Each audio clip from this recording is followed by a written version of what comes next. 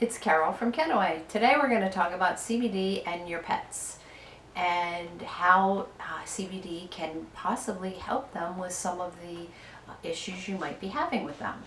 There was an interesting article that just came out recently about CBD and elephants in the zoo in Poland. They are conducting some experiments to see if they can reduce the elephant's stress level. They're also conducting studies with other animals in the zoo to see what the effects of mood are on the other animals at the zoo. So let's talk about how CBD can help your pet. First, you need to understand how CBD works in the body of people and animals.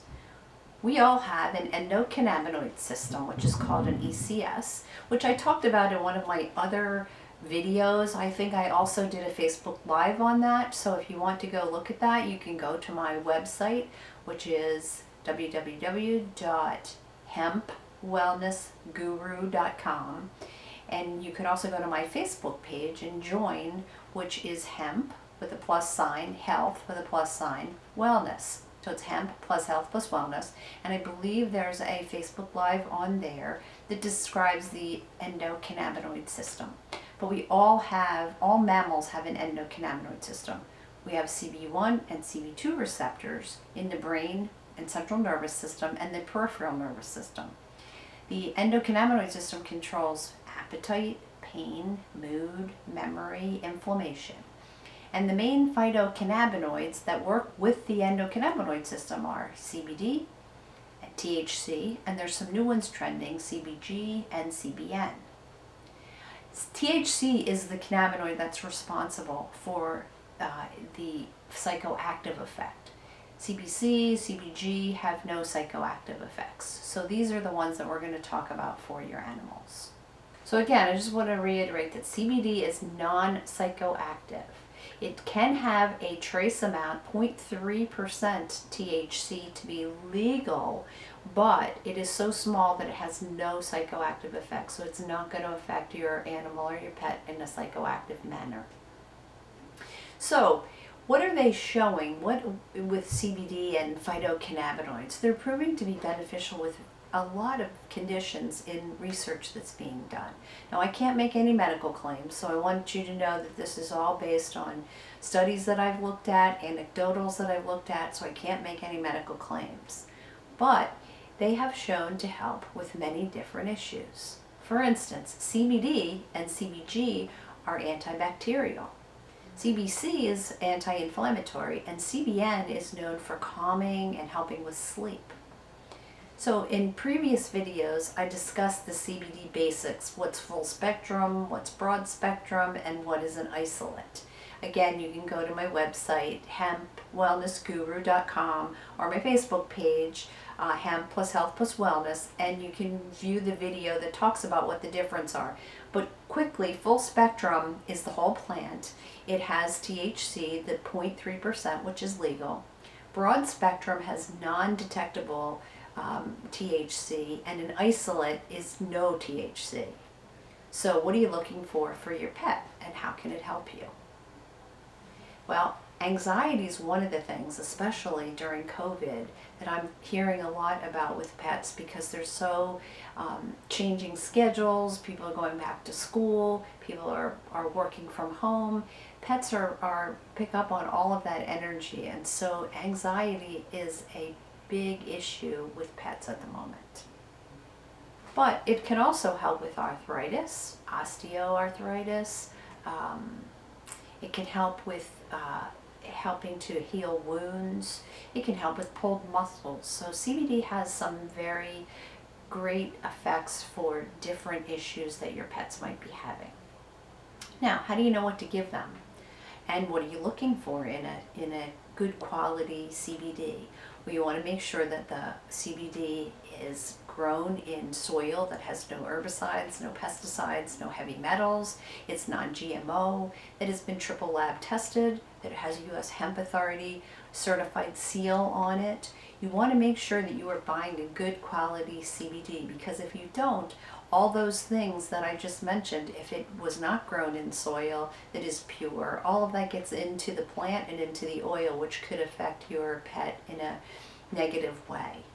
So what would my first choice be for a pet? Probably an isolate, which is the CBD that has no THC. And that's good for anxiety and nervousness. My shepherd, my German shepherd, Shep, actually takes CBD for his separation anxiety. And that is the one he takes. He takes the isolate, the one with no THC. But small amounts of THC are okay, particularly if you're trying to target some arthritis issues or some pain and inflammation issues. Now, you never ever want to give your pet medical or recreational marijuana. The THC content is way too high for your pet to have in their system. And in CBD, like I said, the legal limit is 0.3%. But if you do have medical marijuana or recreational marijuana in your house, please make sure that you put it away and your animal cannot get to it. So how do I know what serving size to use on my pet? It goes by weight, and on my Facebook page, Hemp plus Health plus Wellness, there's a serving chart that tells you how much to use based on the weight of your pet. So for instance, if you have a 15-pound cat, you might use 3 milligrams of CBD. But if you have an 85-pound dog like my Shep, he takes 33 milligrams a day. And if you want to know more about that, again, go to my Facebook page or go to my website and fill in the contact sheet, and I will get back to you and give you some more information on that. So the other thing I wanted to talk about today was essential oils. Essential oils can be very beneficial if used properly. They can be used to reduce mental and physical stress in your animals. There also are not many clinical studies done on essential oils, so there's plenty of anecdotal stories, but not many clinical studies that I'm aware of. So you really need to do some research on essential oils if you're going to use them with your animals, but I do use them on Shep. I made a mixture together with Shep to help him calm during thunderstorms, and it really has seemed to help him. Again, I'm not making any medical claims about this, but it does seem to help him. And as with CBD, you want to make sure that you're getting high quality oils. You want to make sure that they're grown in good soil, that they're pesticide free, that they're organic.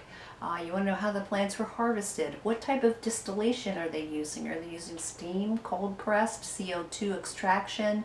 It's really important for you to know when you're using essential oils how they're being processed and where they're grown. So how do you decide what essential oils to use on your animal? You can go and research, do some internet searching on recipes for different ailments.